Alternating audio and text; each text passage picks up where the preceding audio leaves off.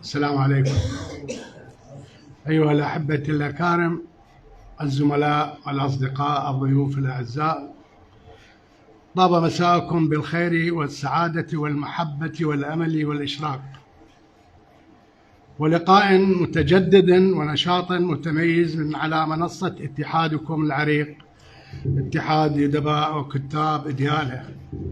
ونرحب بكم في أمسية مفعمة بالجمال وعطر حضوركم الأنيق. اليوم يحتفي ملتقى السرد بثلاثة تجارب سردية، ويستضيف ثلاثة كتاب شباب اجتهدوا أن يضعوا بصمتهم بخطوات ثابتة ورصينة في عالم السرد.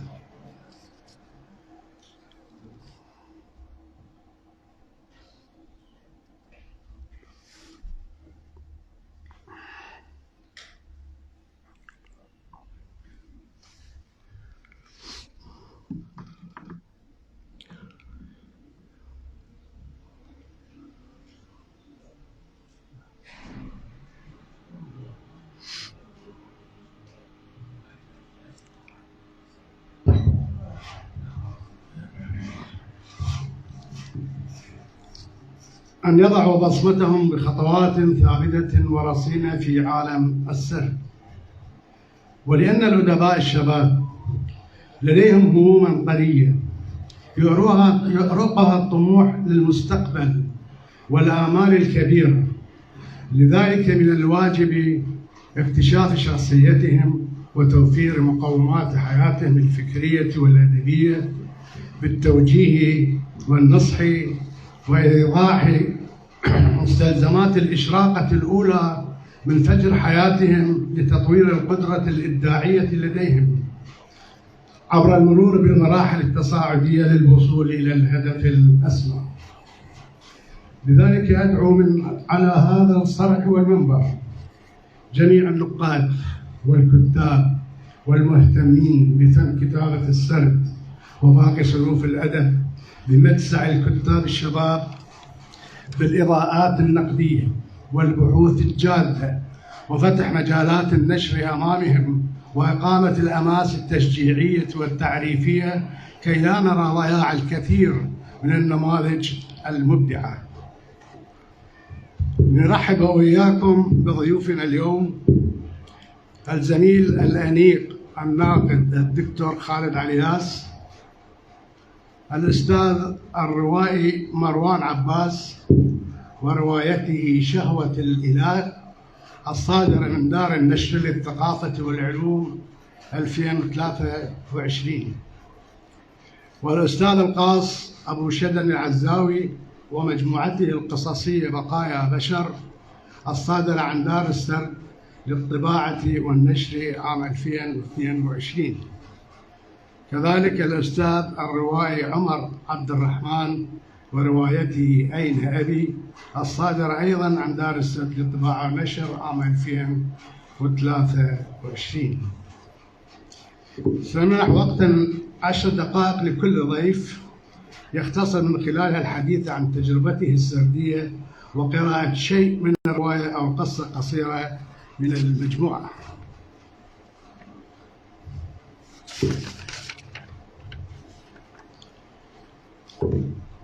أدعو الآن الأستاذ الروائي مروان عباس.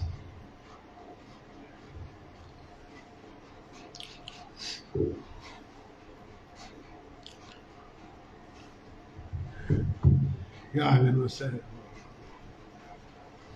اجلس على يميني. الله بالخير. الله بالخير والعافية. عرفت السؤال؟ أعطيتك ملاحظة العمل عن تجربتك السردية والعمل إن شاء الله. وقراءة 10 دقائق.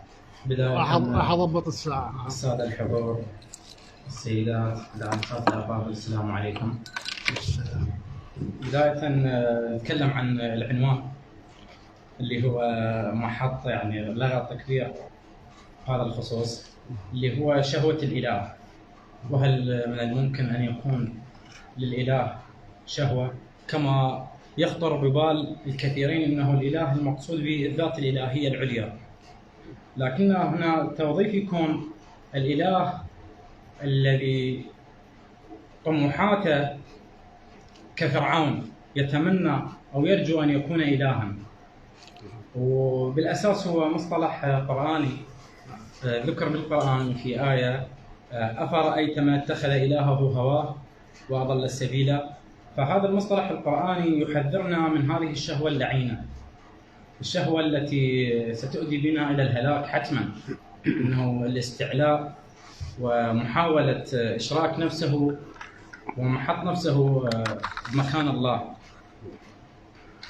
هاي بخصوص العنوان.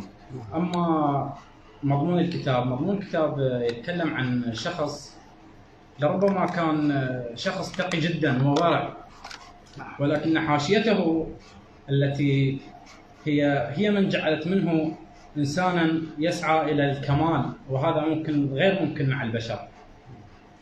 ومن هنا تبدأ القصة.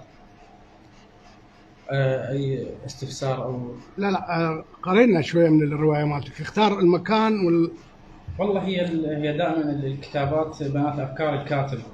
طبعا أكيد.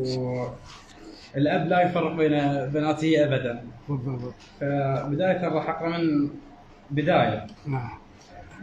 لم يكن بكاء ولادتنا عبثا، بل بكاء فطنة للعدول عن التوغل في فخ الحياة الذي حاكه أكثر الموجودات مكرا ليبلينا، لكننا وللأسف كذبناه كلما مرت السنين وآمنا بعدم وجوده رغم كل الأدلة التي تشير إلى العكس مما اعتقدنا. ما تسمى بالحياة ليست المكان المناسب لتحقيق الأحلام ولا حتى العيش، هي ببساطة سجن اتسع لهذا الكم الهائل من المخلوقات المحكوم عليها بالفناء. ورغم موتنا المحقق يستبيح كل منا دم صديقه لإظهار سطوته وينسى قرار الموت الصادر بحقه. فهل هذه الحياة المدخمة بالظلم مناسبة لتحقيق الأحلام؟ لذا يجب أن نغادرها بهدوء لتحقيق كل ما نريد. لا أعرف لما خلقت، ليتني لم أخلق، ليتني فسدت ببيضتي أبي كما الملايين السعيدة. على الأقل لم أكن لأرى كل هذا الظلم. لا أعرف لما اختارني القدر الذي أخاف أن أصفه بالظالم فأظلم. تبا للأقدار التي تستغل نفوذها لتفتك بسعادة البؤساء. علي أن أعتذر لنفسي مرارا عندما قلت الأقدار ليست سوى قرارات نتخذها. أي فلسفة عفنة التي كنت مقتنعا بها، أي منطق ضحل كنت أعتقده. فالأقدار التي توظفك مع قطيع متشابه بالفكر والسلوك هي أقدار جائرة لا ينبغي الخضوع لجبريتها. أيعقل أن الأقدار تتخبط كيفما تشاء وتمشي على هواها؟ أيعقل أن الله هو من يسيرها أم الإله الذي يفعل؟ ما أعرفه ومتيقن منه إن الله لا يظلم أحدا إلا إذا ظلم نفسه، عكس الإله الذي يظلم دون تمييز. سامحني يا الله، فقد تمادى الإله وشوه رحمتك واستغل عطفك ورأفتك.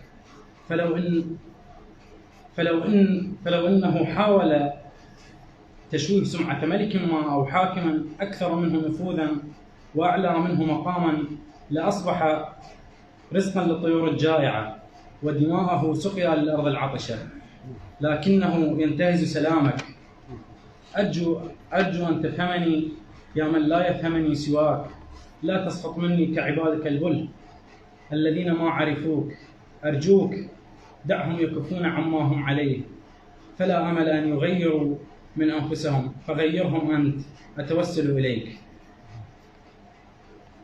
أعتذر منك لأني لا أستطيع نصرتك ولا مساعدتك بالبوح بهذه الأفكار علنا، وأتحمل مشقة فوق التي يتحملها، فأنا الملحد عن الحق في نظرهم وربما ناف أو زنديق.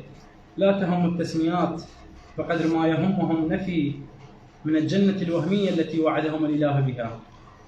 وإن حاولت كيف يمكنني إقناعهم بأن الإله الذي يسحق الفقراء لمجرد عجزهم هو إله ناقص، إله سادي لا يستحق العبادة، وكلهم عقيدة بأنه صاحب الحكمة المطلقة، لا يدركون بأن الإله الذي يجلد كل من لا يعبده إله قاصر ضئيل لا يصلح للحكم، لا يستوعبون بأن الإله الذي يملك قلبا واحدا لا يصلح للعدل. وهذه مشكلتي، لا أستطيع أن أشعر بالأمان مع إله كهذا.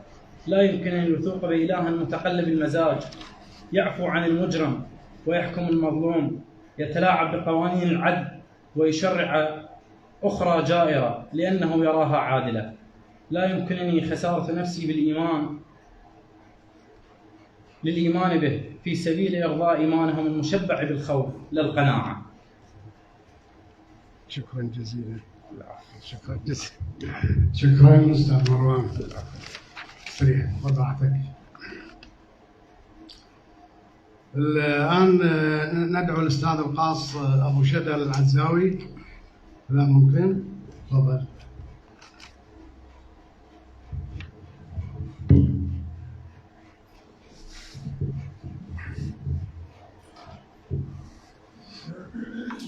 منصلك. يا أهلا وسهلا. السلام عليكم ورحمة الله. يسعدني ويشرفني أن أكون بينكم وهذه المرة الأولى قراءتي وأكون أمامكم. عندي لدي مجموعة قصصي. أنا أبو شدل العزاوي، الاسم أحمد يوسف أحمد، لقب أبو شدل العزاوي. لدي مجموعة قصصية أسميتها بقايا بشر، يعني تقول بها أننا نحن بقايا بشر، أي أننا بشر أموات نمشي على هذه الأرض في ظل هذه الظروف الصعبة التي نمر بها في هذا الوطن. وكذلك لدي انتقاد كثيرا للوطن المزعوم الذي حصد أرواحا كثيرة من أبنائنا وأخواننا وآبائنا، وما جنينا منه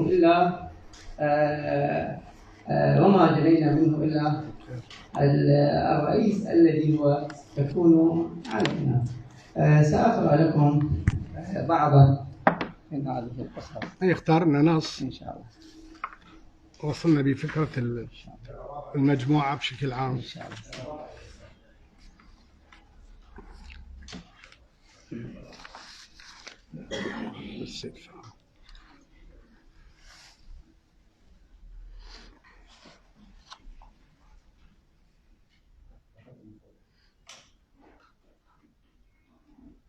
هذا الذي ورثنا من الوطن المزعوم.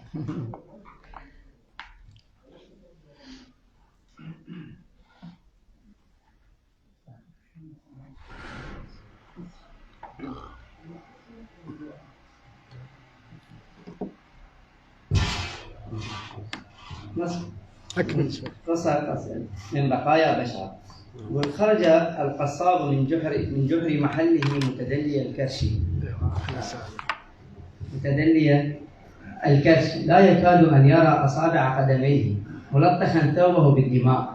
ابتسم بوجه الطفلة ابتسامة ذئب، أخفى أنيابه ونظراته الشرسة التي تدور حول أمها، قائلا بعدما لعق لعاب لسانه من السائل من إحدى زوايا شفتيه الذي كان موقفا للذباب: هذا اللحم عراقي ومربرب، ضاربا بكفه السميك على فخذ الغنم المعلق متنهدا.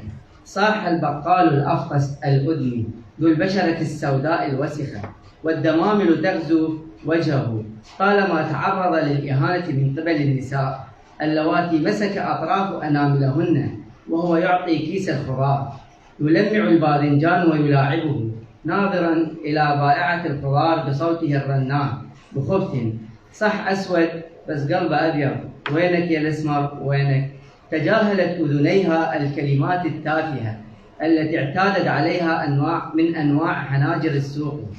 غضت بصرها، لجمت لسانها، لم تندم إلا على زوجها الذي استشهد من أجل الحاكم وضباعه، ورجال الدين الذين ينامون في خدر زوجاتهم وهم يزمجرون للدفاع عن المقدسات، وبقايا البشر الذي يقتات على ما تبقى من كرامة الفقراء.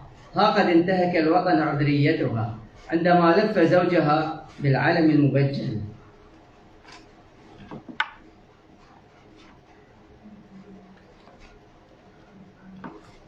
عندي قصة قصيرة أيضا في هذا الكتاب. يقول: تخاصم أخواي الصغيران على دمية بالية في مكب النفايات، فقال الأصغر للأكبر: متى يتوفانا الله كي أتخلص منك؟ نظرت أمي بجلابيبها السوداء المملحة التي لم تفارقها منذ استشهاد أبي إليهما، ثم دمدمت مع نفسها قائلة: بل قل متى يبعثنا الله. هذه أيضا قصة اسمها مجنون ثائر.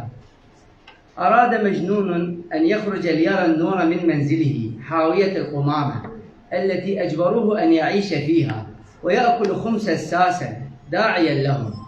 شاهد صورة اغتيال العصفورة ريهام في جريدة الوطن مخضبة بالدم، فرجع مسرعا إلى حاويته المحمية بالخط الأحمر. هذه أيضا نص أخير. أي نص أخير قصير أستاذ إن شاء الله. باقي لك دقائق. أي إن شاء الله.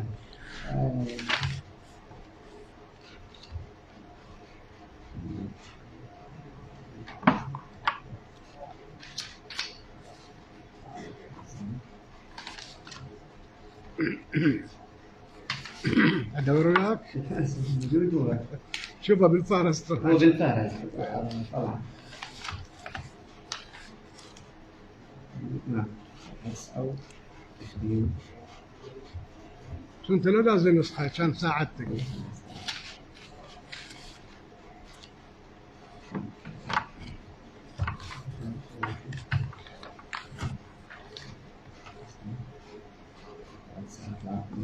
راحتك هدوء إن شاء الله. لا تنخبص. هذه أيضا قصة قصيرة أيضا. تكلم عندما توفي ملك الكويت، يقول: مات ملك الغابة ملك الملوك، مات ملك الغابة المجاورة، مات ملك الغابة المجاورة، صاح الببغاء في غابتنا، صدم رئيس غابتنا على الملك المناضل الذي جلب لبلادنا قوم يأجوج ومأجوج، أرسل حزب الذئاب الإسلامية تعزية لحامي الشريعة، تباكى تيار ضباع الأيائل العريض لفقدان الصديق الوفي، تأسف عليه حزب دب سمك الخور على مالئ الكروش، حداد وزير غابتنا، بكت يمامة بلادي التي كاد أن يشتريها ملك الملوك بدينار أو بخس دراهم، ليس على ملك الغابة بل على حزب الثعلب الذي سرق دينارها وهتك عرضها ثم أرسل دموعها تعزية. شكرا جزيلا. شكرا جزيلا.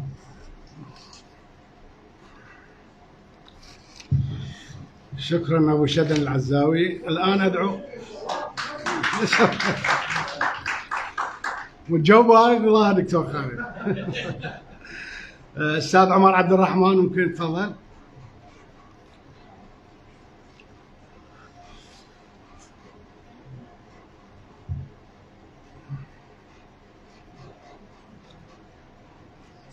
يا أهلا وسهلا. يا مرحبا. أهلا وسهلا.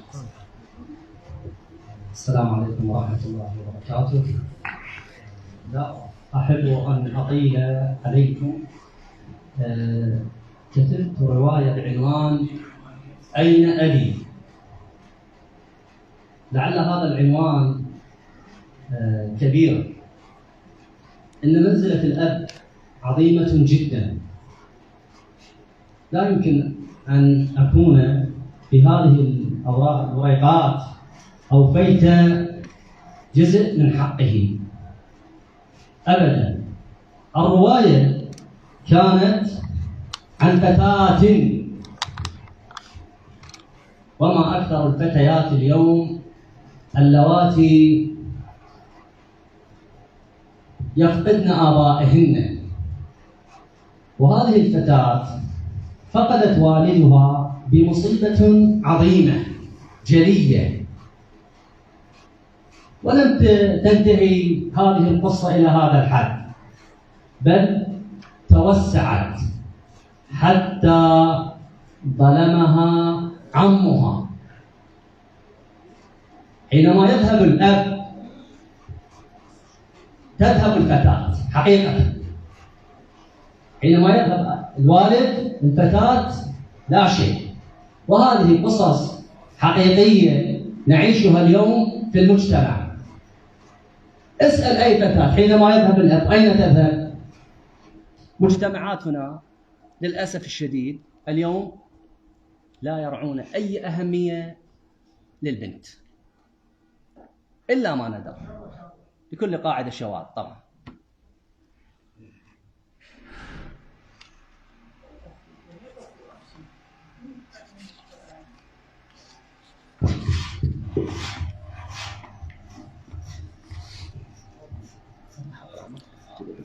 أقرأ لك 5 دقائق إن شاء الله.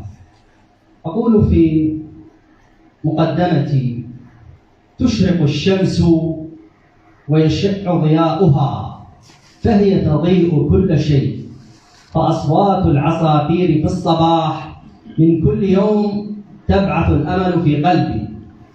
هناك عصفورة منذ صاحات الصباح الأولى من كل يوم تزغزغ وتجتمع حولها العصافير، ثم تذهب كل عصفورة إلى مكان ما تحمل في طياتها مجهود ذلك اليوم.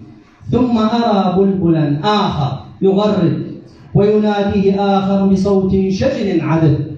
يا ترى ماذا يريد ذلك الطائر منه؟ فهما يغردان بصوت جميل ينعش القلب. وهناك حمامة واقفة على سلك وبصوتها الفرح الحزين تخرج بنغمات تعيد لي كل الذكريات. أقلب بصري في ذلك الصباح، فلنا موعد مع رحلة صغيرة كنت أفكر بها طوال تلك الليلة. ذهابي مع أبي له طعمه الخاص، ففي كل مرة نذهب لشراء ملابس لدراستي، وكثير ما كان يلاعبني ويجاملني حتى في أذواقه.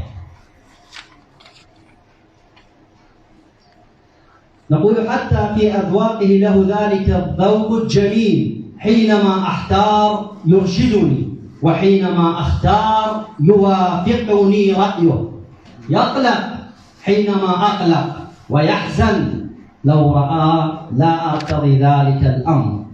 يغضب فيما لو رأى ما يغضبني. هو كان يراني كل شيء أمامه.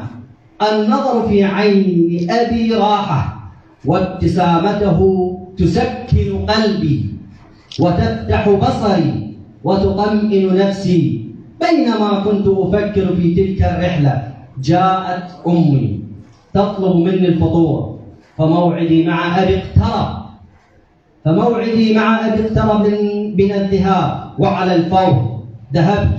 وحينما جلست إلى جنبه رأيت في عينيه شيئا لم أعهده من قبل. حاولت تفسيره بكل الطرق لكنني لم أستطع. هناك دمعة سقطت منه بلا موعد، وبلا أدنى شك أنها دمعة تنذر بشيء ما. طبعا هذا تفسيرها الشخصي. ألمس يده ويبتسم، أمازحه ويمزح، وأضاحكه فيضحك، لكني لا زلت أرى تلك الدمعة تتجلى تلو الأخرى. أسأله: ما بك يا أبي؟ وكان جوابه: بابا، لم يتبقى على موعدنا سوى القليل، اذهبي وتجهزي. أكتفي بهذا القدر. شكرا جزيلا أستاذ عمر عبد الرحمن.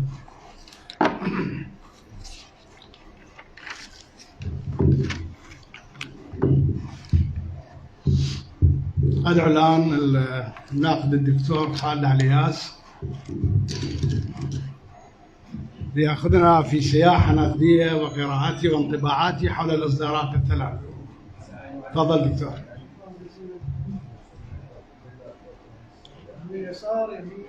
لا يمين. أصحاب اليمين.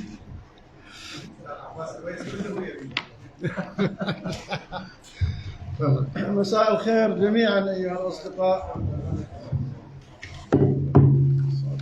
صار 25 دقيقة تكفيك؟ اي كافي. وإذا تريد إضافة قدم طلب خطي. بيروقراط انت كل شيء.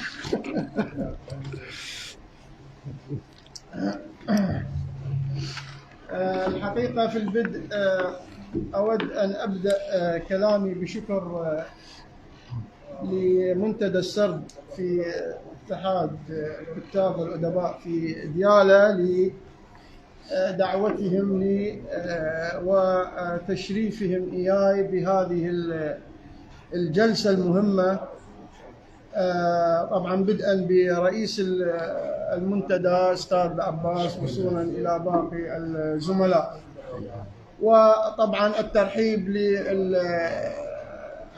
للشبان من الأدباء المشاركين أيضا، فضلا عن السلام والمحبة للحضور جميعا.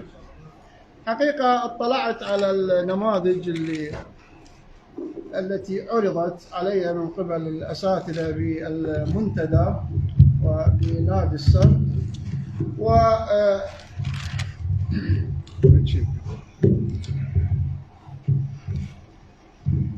كانت طبعا مقسومة ضمن السرد على تجنيسين، رواية والقصة القصيرة. طبعا الفرق النقدي بالحديث عن الأمرين مختلف، لذلك سأبدأ بالحديث عن الروايتين أولا، ثم بعد ذلك أتحدث. طبعا هو ليس تحليلا لكي نكون يعني أكون على تواصل للقضية، هو ليس تحليلا بالمعنى تحليلا نقديا بالمعنى الدقيق للكلمة أو الدلالة المعرفية، وإنما هو حقيقة قراءة أولية لمنتوج شاب، وهذا أمر يعني ضروري يؤخذ بالحسبان لكي تحاط تجربة الكاتب الشاب بشكل صحيح، ولا يعني لا ينفر من الكتابة ولا يضخم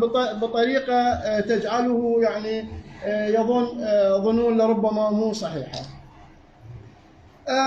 وحقيقة قبل أن يعني الحديث عن النصوص بحد ذاتها ننتبه إلى قضية أنه الروايتان والقصة المجموعة القصصية تنتمي لفئة عمرية. يعني هذا الأمر نوعا ما بالنقد أنا حقيقة لا أعول عليه كثيرا، لكن هناك كثير من النقاد من يعول على قضية الفئات العمرية وتحت مسمى أدب الشباب. حقيقة الأدب أي أدب برأيي لا يرتبط يعني التجربة أقصد الكتابية لا ترتبط بالعمر البيولوجي. هذا أمر يعني عندما نأتي يعني نقرأ النصوص أو لربما نعطي حكما نقديا، الأمر يرتبط بطبيعة النص ذاته وليس الطبيعة العمرية أو بدايات متى بدأ الكاتب. لربما هناك كاتب يبدأ بال40 مشروعة، وهاي بديهيا النتاج المعرفي والجمال. يعني حتى لو رجعنا إلى ديستوفسكي ورجعنا إلى فؤاد التكري أو حتى إلى نجيب محفوظ نقرأ رادوبيس وكفاح طيبة، هي ليست الثلاثية الأمر إذا تراكمي، النضوج تراكمي. فقضية هاي الشبوبة أو الشاب أو كون شاب أو كون ناضج هو حقيقة مرتبط بالنص ذاته. فعملية التعويل بشكل وتسمية أدب الشباب وقراءته بطريقة توحي ببيولوجية الكتابة وبيولوجية المؤلف وأثر على النص، هذا حقيقة أمر أنا مبدئيا لا أعول عليه. هناك شروط إجناسية، هناك شروط جمالية. كل نص أدبي سواء كان على المستوى السردي أو على المستوى الدرامي أو على المستوى الشعري ينتمي إلى منظومة بنيويا ينتمي لها، له رؤية، له لغة خاصة، يعني أقصد الكاتب هناك أسلوب، هناك رؤية، هناك لغة. هذا الذي يحدد شباب أو نضوج النص، سواء كان المؤلف عمره 20 أو 80 سنة، هذا الأمر منتهين من عنده. عندما نأتي إلى شهوة الإله، وبالمناسبة يعني من العنوانات الجميلة اللي عجبتني هو عنوان شهوة الإله، رواية أستاذ مروان، أستاذ مروان.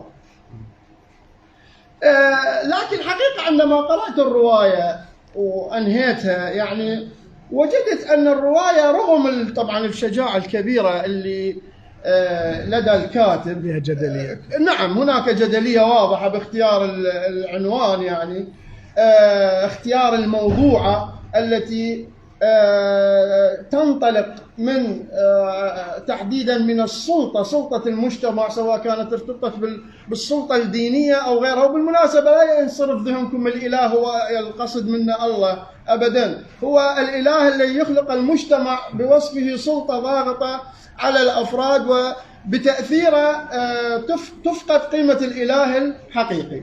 هاي كرؤية أو كموضوع. أنا ما يعنيني حقيقة بوصفي، لا أقول حتى ناقدا هنا مع هذه، وإنما أقول متذوقا. ما يعنيني هو البنية الجمالية والفنية زائدا الرؤية اللي يمكن أن تتحقق، رؤية العالم التي يمكن أن تتحقق من هذه النصوص. حقيقة شهوة الإله فيها مزالق كبيرة. طبعا مزالق الكتابة الأولى، وأظن أستاذ مروان هاي الأولى، الرواية الأولى. الثانية الرواية فيها مزالق كبيرة، لكن أكبرها هو التسريد أو تمثيل الحكاية أو تقديمها من خلال الراوي. تبدأ الرواية كما يعني من خلال المشهد اللي قرأه الأستاذ بما يسمى يعني سرد ذاتي على لسان الراوي المشارك. تبدأ هكذا الرواية. وهنا في مثل هذا النمط من السرد تكون وجهة النظر منطلقة من داخل العمل، مرتبطة بوجهة نظر الشخصية بمفاهيمه. لكن عندما تتقدم الحكاية ويتقدم السرد، تبدأ الحكاية تنفلت بشكل كبير وتتحول من سرد ذاتي إلى سرد موضوعي من غير مسوغ ومن غير تحول بالراوي نفسه. بمعنى أن السرد يتحول من ذاتي إلى موضوعي مع بقاء الشخصية تتكلم. وهاي إشكالية طبعا كبرى. كيف تكون؟ يبدأ الراوي يسرد حكاية عن ذاته، وهذا يعني أمر طبيعي جدا ومسوغ، لأن هو الراوي المشارك يكون هو الأكثر معرفة عن حكايتي. لكن عندما يبدأ يعني يتحول بطريقة أو بأخرى إلى نمط محايد بالحديث، وتبدأ المعلومات اللي تصل من الراوي لا تمثل معرفته الخاصة، ويبدأ بسرد أحداث لا يمكن لراوي مشارك أن يسردها. فضلا عن هذا هناك ضربات أيديولوجية، هناك ضربات خاصة بالمؤلف، وكأن المؤلف يطل كل حين على القارئ. وهذا الأمر يبدي يلغي الراوي، يعني أهم نقطة بالسرد، وبما يعني نتعامل الآن مع أدب شبان وهم جالسون معنا، لكي يتحقق سرد يجب أن تتوفر حكاية، ولا يوجد حكاية تخلو من حدث، لا يوجد حكاية تخلو من حدث أو مجموعة أحداث. لكن لكي يتحقق سرد يجب أن يتوفر موقع أو شكل لموقع لتقديم هذه الحكاية. يتمثل بماذا؟ يتمثل بالراوي، راوي الحكاية. لذلك الكتاب الكبار يعني أصحاب المعرفة الكبيرة بكتابة الرواية لا يعتمدون على راوي واحد، وحتى أن يعتمدوا فيشتغلون برؤية مخاتلة، يعني على طريقة مثلا نجيب محفوظ اشتغل في اللص والكلاب على راوي واحد، لكن ظاهريا يبدو بشكل موضوعي، لكن هي في حقيقة الأمر تنفتح على سرد مونولوجي، على سرد محايد بصوت واحد. طبعا هنا القضية تختلف، هنا اكو احتراف بالكتابة. في مثل تجربة الكاتب عندما يكون شاب، عندما يحدد نمط راوي، شكل يعني نقطة لتقديم الحكاية، يفترض أن يكون واعي بطريقة تسريد هذه الحكاية. طبعا بالمناسبة الرواية شهوة الإله، وحتى طبعا أقل شهوة الإله، الأكثر هي رواية أبي نعم اللي هي أين أبي. هناك يعني مسالك كبرى، قضية الراوي واحدة منها. القضية الثانية التعكز بشكل كبير على الواقع، يعني يتحول هذان النصان بطريقة آلية إلى رؤية تسجيلية مباشرة. كلما ازدادت التسجيلية كلما ابتعد النص عن التخيل. أساس السرد يعني وحتى باللغة الإنجليزية يسمى فيكشن، والفيكشن هو الخيال. أساس العمل الأدبي هو الخيال، بغض النظر عن اشتغالنا على متن تاريخي بدنا ننتج رواية تاريخية، اشتغالنا على متن سوسيولوجي وانتقاله برؤية واقعية، اشتغال على بعد أو بؤرة سيكولوجية أو حتى فلسفية، هذا أمر آخر، هذا له علاقة برؤية العالم اللي يتحدث عنه. لكن أصل المتن عندما يبنى على أساس تخيلي. عندما قرأت الروايتين يعني شهوة الإله وأين أبي، لا أكاد أبتعد عن الواقع، ولا أكاد أبتعد عن اللغة التداولية الاعتيادية للشارع العراقي اليومي، ولا أكاد أبتعد عن الأخبار اليومية السياسية، ولا أكاد أتذكر ما حدث فعلا في العراق من عنف وغيره من هذه أو سلطة دينية أو سلطة سياسية أو إشكالية دينية يتبناها المجتمع وتبدو ضاغطة على أفراد المجتمع. مثل هذه المزالق الخطيرة طبعا أهمها أصل التسريد، تقديم الحكاية، البنية الجمالية اللي يفترض الكاتب يكون واعيا بها تماما. هذا أمر لا يجوز، يعني انه يبدأ السرد براوي وينتقل الى راوي اخر بدون قصد وبدون وعي الكاتب. هاي قضية يعني حقيقة اشكالية كبرى لا يمكن هذا الامر. الامر الاخر هو هاي الاشكالية التسجيلية وضمور الخيال حد الموت احيانا. القضية الأخرى التدخلات، يعني المؤلف ونمطية، يعني بعض المشاهد في الروايتين رجعوني إلى رواية زينب لمحمد حسين هيكل عندما يتدخل أحيانا وعي المؤلف بالأحداث. وهي قضية حقيقة إن دلت على شيء تدل على أن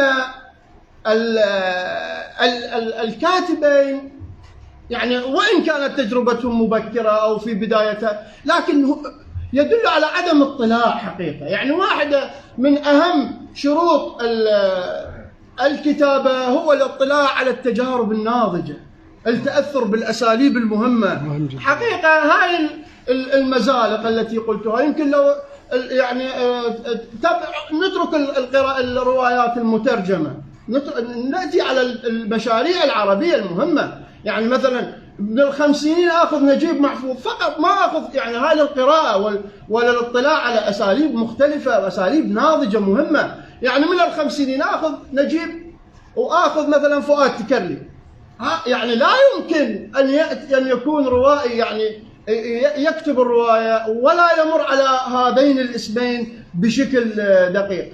آتي على الجيل الستيني على سبيل المثال، جمال الغيطاني على سبيل المثال، يوسف أكو أسماء عربية مهمة أسست لفنية بالرواية الواقعية وتجريبية لمرحلة ما بعد الواقعية ونضوج لمرحلة الحداثة وما بعد الحداثة. الكاتب الآن اللي بدنا نتعامل وياه، يعني أقصد الناس، حقيقة دلالة على عدم نضوج للتجربة. هذا واحد. طبعا تسمحوا للشباب بالآراء، أنا أتعامل الآن مع النص وليس مع المؤلف. حتى بالثقافة، يعني عندما أستاذ مروان يعني دخل على قضية ذات طابع وجودي ومعرفي مهم مثل مناقشة فكرة الإله، هذا هنا يفترض تأتي المعرفة الفلسفية موجودة تكون عنده. يعني عندما نقرأ أولاد حارتنا ونشوف كيف ناقش نجيب محفوظ فكرة الإله عن طريق الجد الجبلاوي. حقيقة شامخة، رواية شامخة. عندما يأتي مثلا فؤاد التكرلي واشتغل على البنية الداخلية للشخصية العراقية من خلال أعماله الروائية، نجد عمق كبير جدا. عندما نأتي إلى شخصيات الروايتين معا نجد تسطح كبير إلى درجة أنه سيكولوجيا الشخصيات وهي روايات لا تعرف. الاتكال أما على راوي وكأن الراوي يسرد حكاية عن بعد وهو داخل الحكاية، هذا واحد. اثنين، في كثير من الأمور السرد يتحول إلى حوار مباشر، وهذا الحوار حقيقة ما إلى دلالته الدرامية العالية، وإنما مجرد تقديم أحداث. طبعا هذا هو ليس عيبا، وجود السرد والتحول إلى حوار إذا كان ضمن قياسات وضمن مفاهيم، طبعا هذا أمر ثابت. طبعا في قصة أين أبي السرد ثابت، هو مرتبط بسرد ذاتي على لسان الفتاة، لكن المسلك الكذب طبعا يحتفظ. هنا ما عندنا إشكالية بالراوي، الراوي هو سرد ذاتي، التبئير من الداخل، الراوي المشارك هو الذي يتحدث. لكن المسلك الخطير اللي الراوي هنا فتاة، طبعا عبرت على أستاذ عمر بشكل خطير جدا. الراوي فتاة صغيرة، يفترض يبنى وعي وأيديولوجيا ومفاهيم وسيكولوجيا الراوي المتكلم اللي هو هنا البطل نفسه على وفق عمره، بطل فتاة. لكن في حقيقة الأمر أجد أن هناك عمق بالحديث، أيديولوجيا لا تنتمي إلى أيديولوجيا الأطفال، تحليل أحيانا للمجتمع، وهذا لا يتناسب مع طبيعة الراوي. كان من الممكن أثناء التأليف عندما يريد المؤلف يزج نوعا ما أيديولوجيا، هناك تقنية جميلة نخليها نربطها بالراوي المحايد، الراوي العليم عن بعد أشبه بعين الكاميرا، نخليها أنا ثانية. الأشياء التي لا تتناسب مع وعي الراوي الطفلة توضع على لسان الراوي المحايد وأجعل في الرواية راويا. هكذا أمر يعني أتخلص من مزلق كبير. لكن السرد باتجاه واحد وبأيديولوجيا وحدة، هاي الأيديولوجيا لا تتناسب دائما مع عمر الطفل، هاي واحدة. اثنين، الاعتماد على الذاكرة. لذلك أنا قلت إن الروائيين هنا هم حقيقة لا يتخيلان وإنما يتذكران. الرواية تخيل، الرواية بالأول وبالأخير هي تخيل سردي. فعملية تذكر ما حدث أو تذكر ما نقل على لسان المجتمع أو ما حدث فعلا بالمجتمع أو إلى آخره، هذا حقيقة نعم التفاصيل اللي وقعت فعلا عملية نقلها أسقطت الروايتين بإشكالية كبرى. أنا برأيي هاي لا يمكن تجاوزها، لكن كون التجربة يافعة يعني ممكن التعامل معها. وأنا حقيقة أيضا استغربت عندما شاهدت الروايتين يعني الروايتين مطبوعتين. إن الروايتين يعني هذا مطبوعتان، إذا يعني هذا أمر غريب. يعني معنى دور النشر ما تقرأ أي نص يجي، بالمناسبة مليئة بالأخطاء الطباعية. تسمحوا للأستاذ عمر أستاذ مروان، إن الروايتين يعني ملأ بالأخطاء الطباعية، أكو خطأ مو لغوي ولا إملائي، خطأ بالأسلوب. كيف يعني الجملة ما تعبر عن المعنى بشكل دقيق، هذا نسميه احنا أخطاء أسلوبية. هذه حقيقة يقع بها الكتاب يعني الشبان أو المبتدئون في العمل جميعا، هذا يعني بغض النظر. لكن كما قلت قضية الاطلاع، يعني كان مثلا يفترض بالدور أو دور النشر مثل سرد أو غير سرد إرسالها إلى على الأقل خبير لغوي. أكيد ضروري. يعني هاي الأخطاء هي وإن لم تكن كبيرة بس شوهت. يعني احنا بدنا نتعامل مع نص روائي، والنص الروائي حساس جدا لأنه هو أداته أداة الوحيدة اللغة. أنا يعني أشتغل على ملفوظ سردي، ملفوظ سردي، أداة الوحيدة هي اللغة. إذا شوهت هذه اللغة طبعا الأفكار، المعاني، الرؤية تختل أكيد. هذا أمر يعني أيضا لا يمكن أن أتجاوز ضمن هذه الأمور. يمكن يعني حتى بأين أبي شوفوا منذ الإهداء أستاذ عمر يبدأ بنبرة خطابية ومنبرية. يمكن الآن لو نقرأ الوطن يعني قضايا ماكو تعبوية نعم تسحبك من خيال، ترجعك إلى إشكاليات أيديولوجية ومعرفية بالمجتمع. دائما يذكرنا فضلا عن السرد نفسه، يعني تغليب ما هو حقيقي على المتخيل السردي. هذا طبعا ليس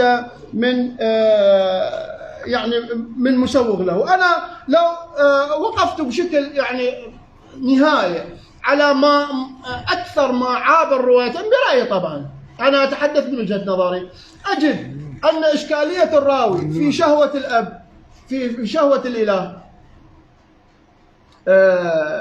إشكالية الراوي في شهوة الإله وفي أين أبي هي أخطر المزالق التي وقعت بها الرواية. فالراوي الذي يتحول بدون مسوغ يتحول من شكل إلى آخر، والراوي في أين أبي الذي يسقط عليه وعي لا ينتمي إلى هذه أخطر طبعا إشكاليتين. الإشكالية الثانية الخطرة هي التعكز بشكل كبير على الذاكرة وعلى الواقع المباشر والتسجيل، هاي خطرة جدا. والقضية الثالثة هي قضية اللغة. قضية اللغة أنا أعتقد لو أن الكاتبين اطلعا بشكل أولا لم يتسرعا بالنشر. يعني التسرع بالنشر حقيقة غير محمود تماما.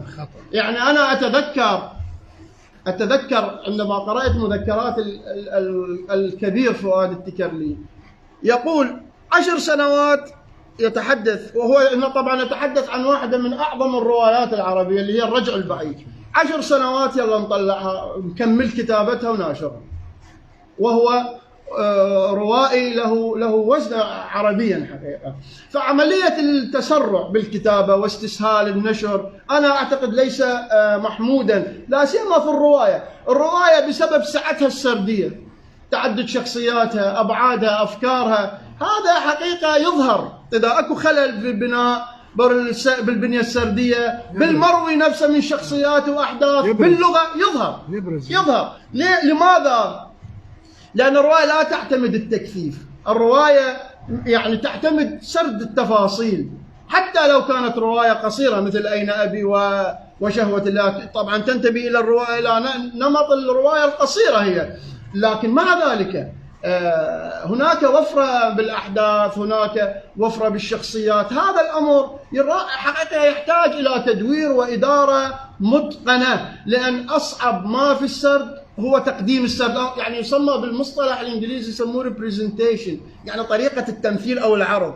هاي القضية وإن كانت هي تتناسب مع العرض التلفزيوني، لكن بالسرد الكتابي أو بالسرد الروائي تقابلها الصورة نفسها، أو طريقة تمثيل الحدث أو تمثيله أمام القارئ. هاي خطرة جدا. الكاتب إن لم يكن واعيا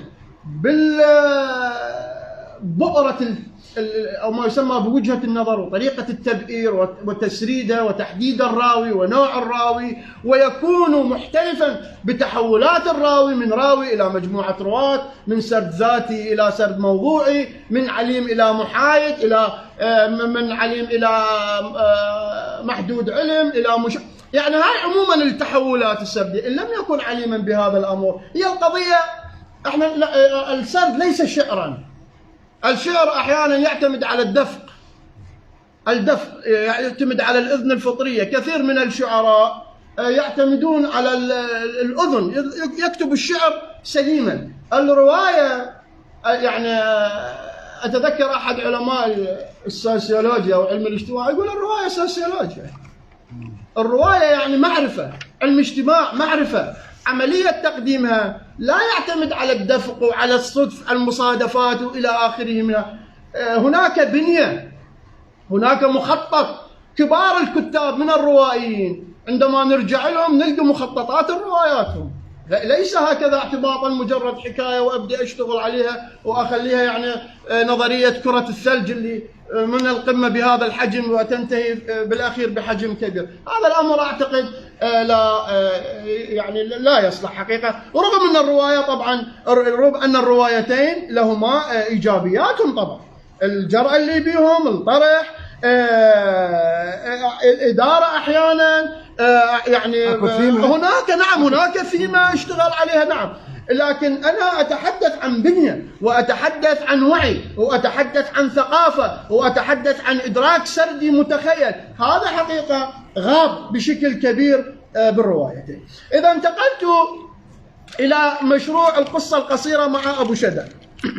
العفو، تسمحوا لي بس أشرب ما يشرب.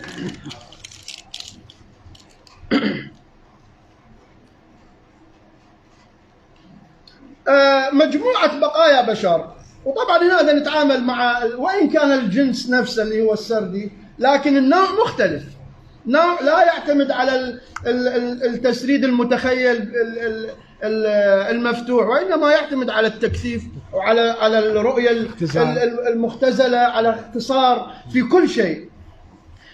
المجموعة بقايا بشر طبعا بها 34 قصة. أنا تحديدا يعني شخصيا قرأت وهي ضمنيا قائمة على نمطين من القصة القصيرة. هي على القصة القصيرة أو ما يقابل بالإنجليزية short story، وأيضا القصة القصيرة جدا very short story. الاثنين طبعا هو منشورة تحت قصص قصيرة، وهذا أيضا إجناسيا خطأ. يعني أنا مع أنه لو كان الكاتب يريد يستمر بالقصة القصيرة جدا يجب أن تعزل بمجموعة واحدة تحت عنوان قصص قصيرة جدا. وحقيقة يعني سأبدأ طريقة السرد الدائري من الأخير، المجموعة تنتهي بقصص قصيرة جدا، يعني الأخيرة كلها ما يقارب 5 أو 6 قصص كلها قصيرة جدا. حقيقة القصة القصيرة جدا هناك أيضا استسهال عجيب بكتابتها. طبعا لو لم تعجبني من المجموعة من القصص، يعني القصص القصيرة جدا من المجموعة ولا واحدة، اللي هي 4 أو 5 من مجموع 34 قصة يعني وأنا أقرأ قصص القصيرة جدا مجموعة بقايا بشر تذكرت خالد حبيب الراوي مثلا كيف يكتب، محمد سمارة، إبراهيم أحمد، هذا الوعي العالي اللي يكتبون به القصص القصيرة جدا. أنا مرة كتبت دراسة عن القصة القصيرة جدا، في جزء من عندها أقول لو إذا كانت القصة القصيرة في أفضل، إذا كانت القصة القصيرة في أفضل أمثلتها تقوم على 3 عناصر أساسية، فإذا يجب أن تكون القصة القصيرة جدا قائمة على عنصرين أو عنصر واحد لكي تخرج من عباءة القصة القصيرة وترحل إلى خانة جديدة. هاي الومضة، هاي الشعرية العالية اللي مرتبطة بالقصة القصيرة جدا.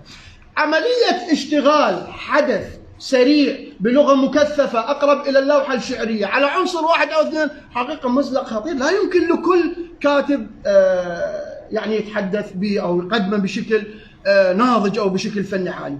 أبو شدن يختار الموضوع، بالمناسبة اختياراته للمواضيع ولا العناوين جميلة جدا، لكن المعالجة أحيانا نعم يفقد هذا الأمر. لو أتينا إلى القصص القصيرة حقيقة أنا ميزت نافذة مطرزة أفضل ما موجود بالمجموعة، نافذة مطرزة أقدام بلا أفواه، طبعا حتى أحيانا يميل إلى السريالية باختيار العنوان، وشظايا ثورة بها بعد جمالي، وكذلك تحت مطرقة القاضي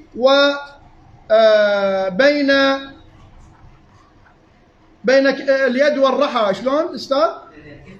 بين كف اليد والرحى. أي هذه القصص الأربعة حقيقة هي من أفضل ما موجود بالمجموعة. السبب بسيط جدا، لأنه الكاتب هنا طبعا أتحدث عن مؤلف مو فقط النص، لأن الإشكالية إشكالية مؤلف انتقلت إلى النص، كما في الروايتين السابقتين. أيديولوجيا مؤلف، معرفة المؤلف، رغبات المؤلف، الرومانسية، تغليب الرومانسية، هذا المبالغ به وين يسقط بالناس. هنا الإشكالية تصير مو إشكالية راوي، إشكالية مؤلف.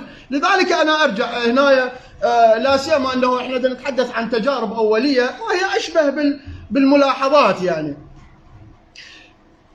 هذه القصص الأربع حقيقة حققت النجاح برأيي، لأنه ببساطة تخلى عن الواقع.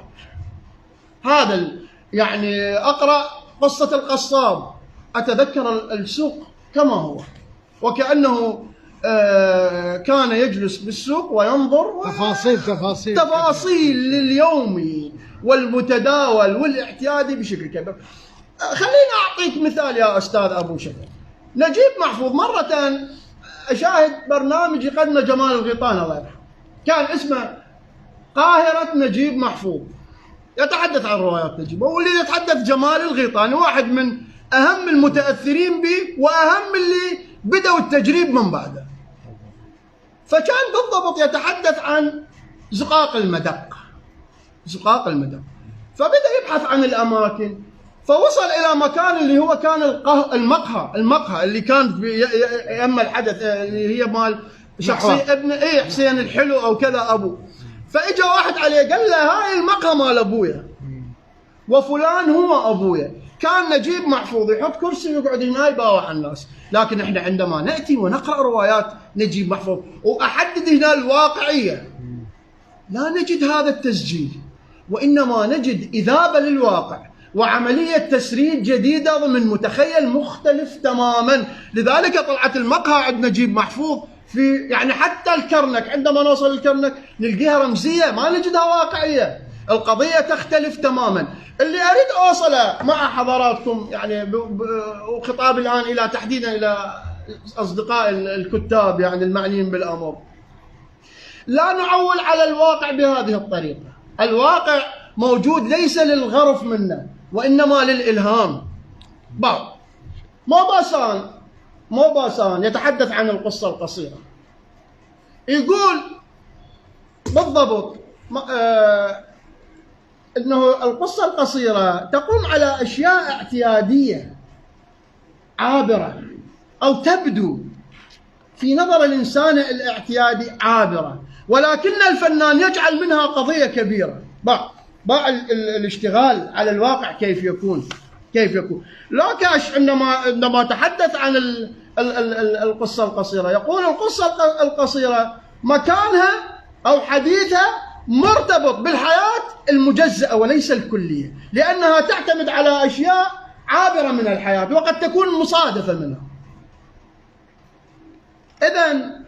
إذن القصة القصيرة لا تعتمد الحياة، وإنما تعتمد على العابر من الحياة الذي حول من عند مثلا محمد خضير في هاي القصة الهائلة الصرخة فد شيء عجيب، أو عندما أخذ ضربة في حكاية الموقد اللي هي الحرب وحولها إلى قصة رائعة. عندما غرق فؤاد التكرلي بالواقع طلع لنا قصة العيون الخضر، لكن أجمل ما يكون عبر لنا عن رومانسية الواقع لكن باحتراف.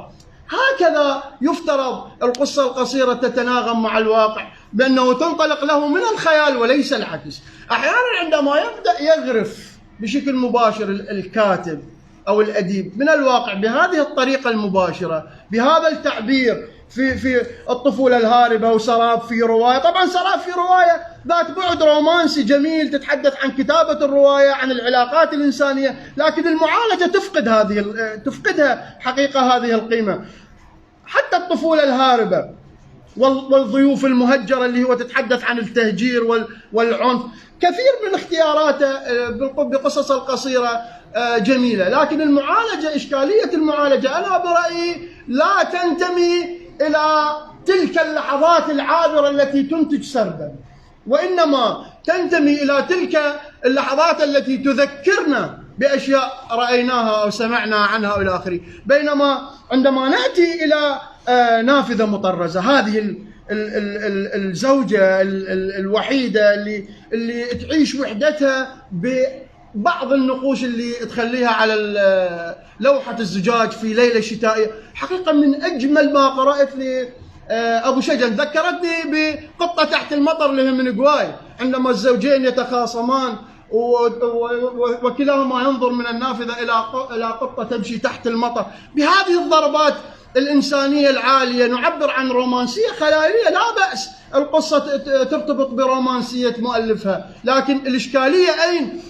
طريقة التعبير. احنا أولا وأخيرا نتعامل مع نص سردي، والسرد كما قلت هو حقيقة تخيل. أحيانا أبو شدن وهو للأمانة أكثر ثقافة، يعني العفو معذرة، يعني من خلال النص، أرجع وأقول هنا ما لي علاقة بالمؤلف، وجدته أكثر ثقافة من الروائيين، وأحيانا مخادع، يكتب بخداع، كما فعل في قصة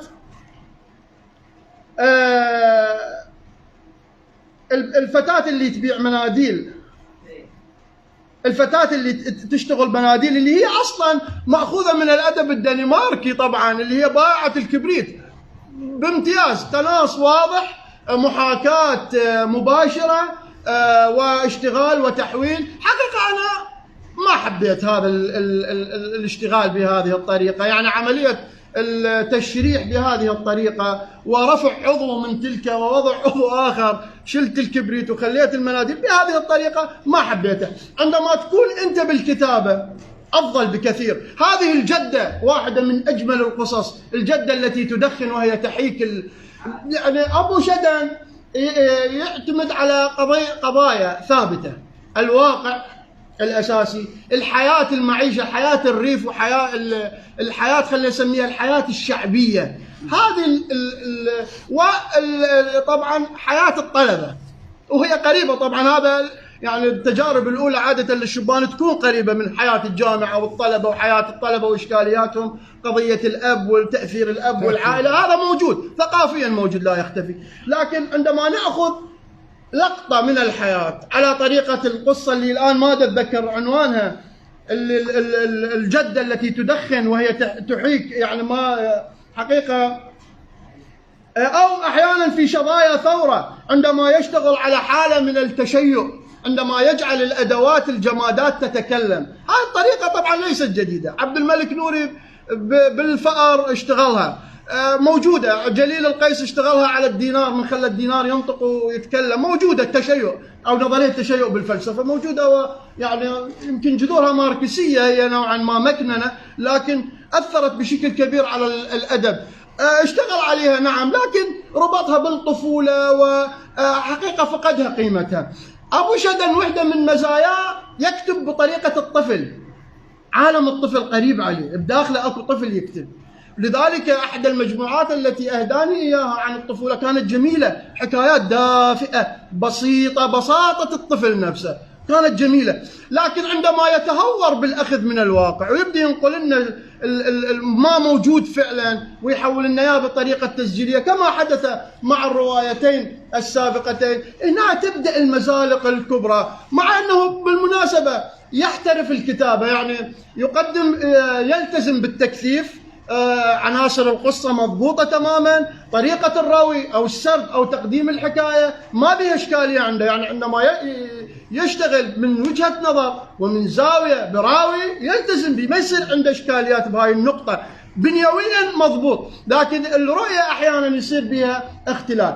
أنا يعني لو كان لي من نصيحة لأبو شدن اللي أجده قريب جدا من نضوج القصة، لو قرأ نماذج أكثر طبعا وطلع على النماذج المهمة، إنه يتجه إلى هذا الجانب اللي ظهر عنده، اللي هو يذكرنا دائما بهذا النمط من الواقعية الانطباعية، يخلينا نحس الواقع لكن ما نشوفه بطريقة تخيلية جميلة، كما حدث في نافذة مطرزة وغيرها من باقي القصص الأربعة التي أشرت لها. هذه الملاحظات وغيرها طبعا مكتوبة، ما أريد يعني أبالغ بذكرها.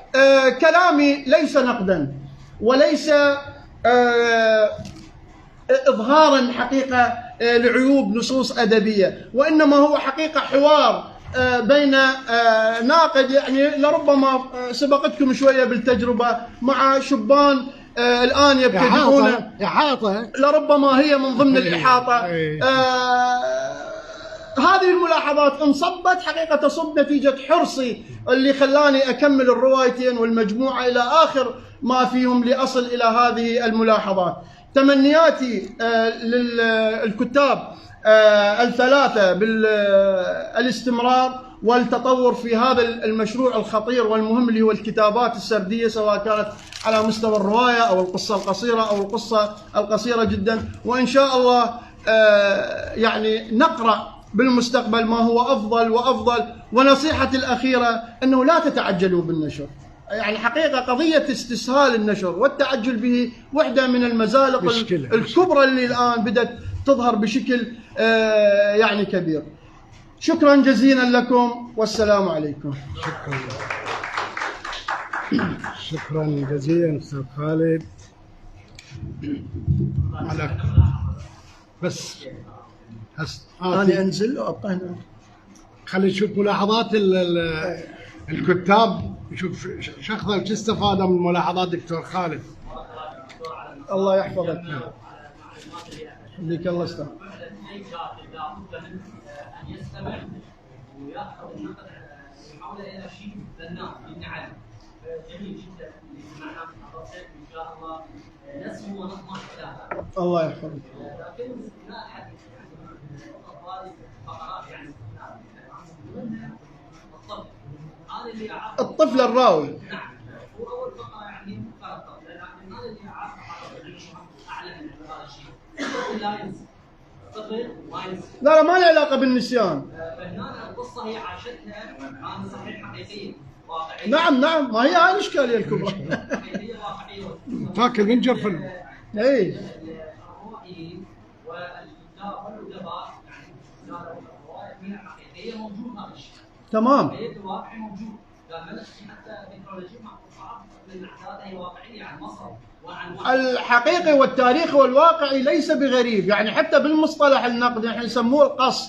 اكو مصطلح بعض النقاد يستخدموه يقولون يسموه القص، وهو للتعبير عن ما هو حقيقي. هذا ما حد ينكره. ما حد ينكره. الاشكاليه كانت بقوانين الكتابه، وعي الكتابه نفسها، انه الراوي طفله تسرد حكايه بوعي لا ينتمي لهذه المرحلة. هاي الإشكالية كبرى. هي ما حددت هذا الشيء أثناء هاي الفترة، هي عاشت هاي الفترة كلها من سنة، صار 10-15 سنة هي عاشتها.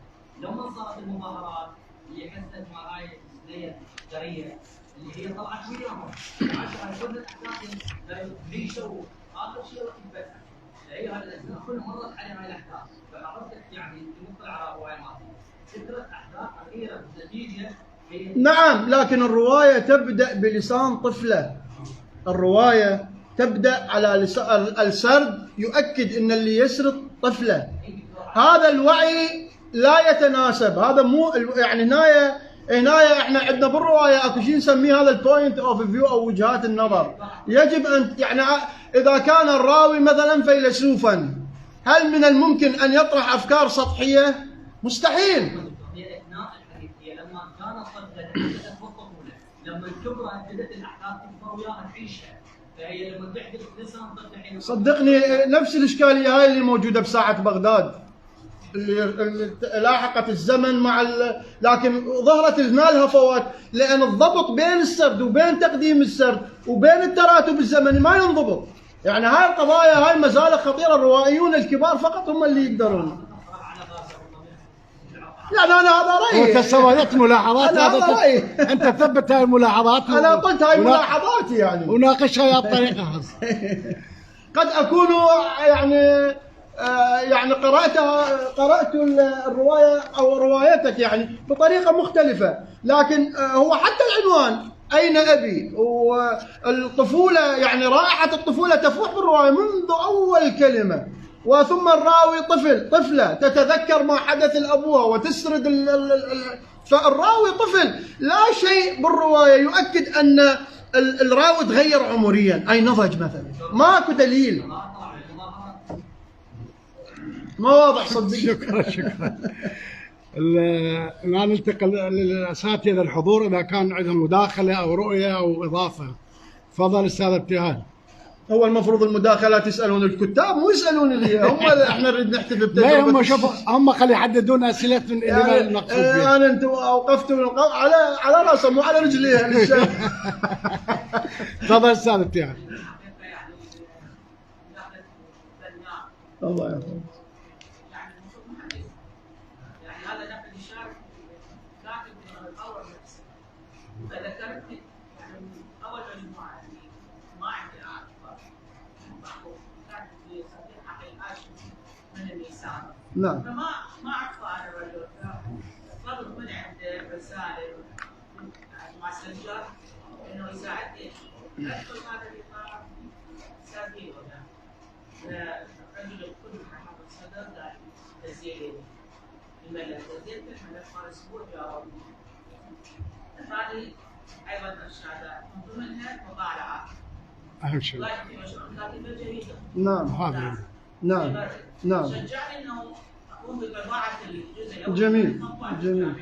جميل. جامعه الجامعه. استمريت اكتب واخذ رايي، لكن للاسف نقاد من البدايه ما اليوم يواجهون النقد، يعني يجيبون موزع هدايا. تصير لازم مشروع مثلا جلسه عنك وتصير القراءات. لا سوي لك جلسه. مثل ما الان الشباب انا ما اعرفهم لكن تصير جلسه عن ادبك. ست ابتهال. ها شو الحضور الجميل شو ما حد ياخذ. ست ابتهال. نشوف شلون النخبه جايه. اذا صارت جلسه عن ادبك القصصي انا اول المشاركين. يعني ما هي حسب الترتيب. هاي الملاحظه بالمناسبه اللي هي يقول لك قضيه الاطلاع والثقافه هذه اكبر المزالق. انا حقيقه لم اجدها عند الشباب.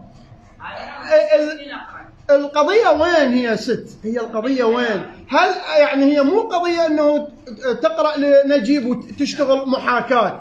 يعني هاي ايضا مغالطه. هاي ايضا مغالطه. لكن القضيه وين؟ القضيه انه اولا انت بالقراءه يعني حتى الناقد الشاب او في بداياته القراءه مهمه للجميع طبعا. انه اولا يتخذ اسلوب معين، يحد اسلوب معين. هذا بالنسبه للروائيين يبعدهم بشكل كبير عن مؤاخذات الواقع والاخذ المباشر والتعويل كثيرا على ما هو موجود اصلا. هاي قضيه. القضيه الثانيه بعد ان ينطلق لربما محاكيا للاسلوب بعد فتره من يمتلك الادوات راح هو بحد ذاته راح يبدا ينفرد باسلوبه الخاص. لذلك البدايه مع محاكاه اسلوب خيالي وليس مع محاكاه الحقيقه الواقعيه. انا هذا الامر ااكد عليه كثيرا حقيقه. نعم. شكرا. حتى الاخو يحتاج كاتب علم النفس والفلسفه او جدا الثقافه طبعا هاي روايه بالذات الروايه.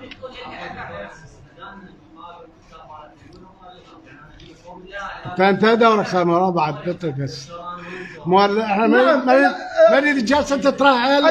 الشيء بالشيء يذكر. اتذكر في احد كنت اقرا كتاب اسمه كتابه الروايه جون براين، فدا ينقل حكايه ذكرتها بمقالتي اللي عن كيف تكتب روايه ناجحه. ماذا يقول؟ يقول دا يحكي حكايه. يقول في مره من المرات تمت استضافه روائي كبير بجامعه هارفارد. فالقاعدين كثير وهو روائي مشهور، فقال لهم أتريدون أن تصبحوا كتاب أو كذا؟ فيقول الكل رفعوا إيدهم. كان يقول لهم يعني بمعنى يا للمصيبة ولماذا أيضا تجلسون هنا؟ اذهبوا إلى البيوت. طبعا هاي القضية لما جيت بحثت بها هو مو المقصود ده يقول بكتابة الرواية تجي تنعزل، لأن الرواية لا تعتمد. طبعا هاي قضية الفطرة والموهبة هاي أشياء حقيقة وإن وجدت الرواية ما تعتمد عليها. الرواية تعتمد على المعرفة، على إنتاج الثقافة، على اشتغال التخيل. هذا الأمر إحنا لازم ننتبه له بشكل كبير. أما عملية التعويل المباشر على الجاهز والموجود والاعتيادي وإلى آخره هذا حقيقة مزالق خطيرة لا يمكن العبور عنها. ننطي فرصة للآخرين إذا أحد من الزملاء الأصدقاء. تفضل أستاذ أسامة. تفضل. هلا بك.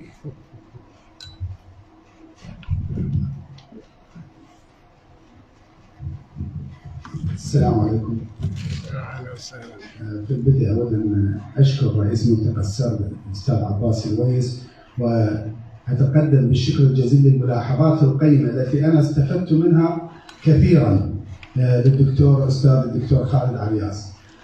اطلعت أنا على النتاجات الأدبية الثلاث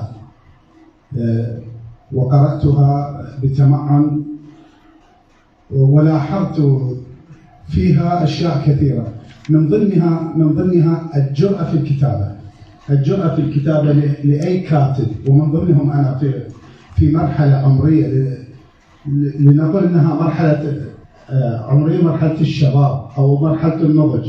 هذه المرحلة نحن دائما نستعجل في الطباعة كما أشار أستاذ خالد عرياس في الطباعة، وخطأنا هو أن نطبع دون أن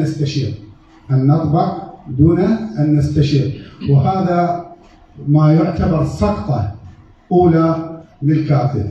يجب على الكاتب في بدء الأمر أن يستشير من هو صاحب تجربة أعمق وأقدم وأوسع. لماذا؟ لكي يشخص الأخطاء لديه مقدما قبل أن تشخص مستقبلا، لكي لا يقع في خطأ لربما لو سأل عنه لتغاضى عنه. هذا أولا. ثانيا، أنا ما يسعدني في تامرة، ما يسعدني في محافظة ديالى خاصة أنها محافظة ولادة، المحافظة التي أنجبت سعد محمد رحيم، وأنجبت محي الدين زنقنة، وأنجبت قامات كثيرة في القصة القصيرة مثل أستاذ عباس الويس وأستاذ كامل وياسين القيسي والقائمة أستاذ نغاري.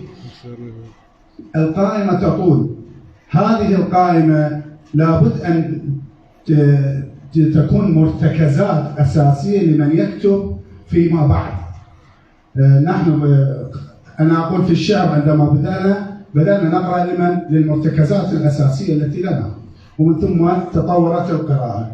الحبيب أستاذي الغالي وصديقي وأخي علي فرحان دائما كان يقول لي ولباسم، يقول أنتم شباب لا يقرأ، وهذا هو الخطأ الجسيم الذي نقع فيه. نحن لا نقرأ، وإن كانت قراءتنا قليلة جدا.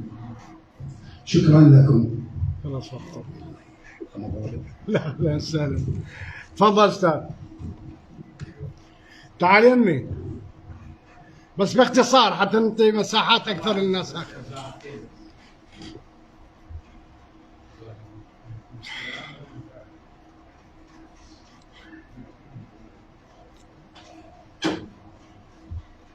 السلام عليكم. السلام عليكم أستاذ، حياك الله.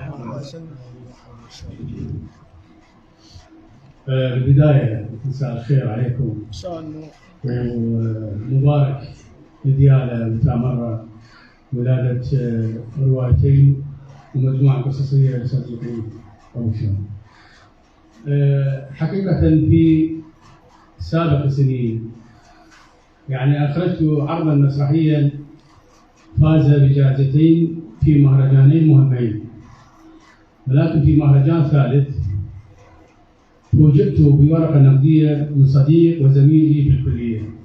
هذه الورقة أعتبرها إضافة جمالية ونقدية ناجحة للعرض المسرحي الذي أخذته أنا، واستفادة نوعية متميزة، وقد اشتغلت عليه وبادرت بطرح أسئلة مباشرة من خلال ذلك العرض للمتلقي.